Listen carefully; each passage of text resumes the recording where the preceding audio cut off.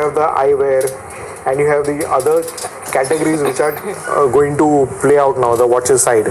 So I think although the stock is expensive, one can still hold on to this stock because the growth is being justified by the very aggressive revenue growth that the management is forecasting. Correct. So I think the stock will continue to remain expensive, but I think the growth will justify this thing. Right. And, so you would say that Titan at current levels, the stock is trading at around 900, 924 odd levels, is a good buy as an investor? So if you're looking for about 15 to 20% returns, I think this is definitely a stock to buy into. Right. I don't see much of a decline in this.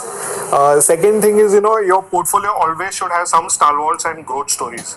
So here you have a growth story where valuations are expensive, but there is definitely room for upside. Right, so there is growth which is supporting these kind of valuations as well for a Titan. So there you get a clear picture with Titan as well. Though valuations are, expensive right now, they will continue to remain expensive as well because 73.4 times is the current PE. And if you see the 1 year forward PE as well at 43.7 times, still remains expensive.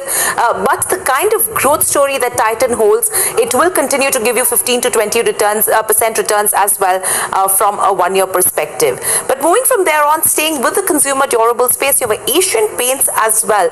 That counter has given returns of almost around 2.7 times with regards to last 5 years. And in the last 3 years, 71% is the up move that we've seen. 1 year performance, 16%. But yes, there have been headwinds with regards to where raw material prices go, which have now started to ease off. The stock current PE is around 62.7 times. Do you think an Asian Paints is again a similar growth story that we are looking out for in a Titan?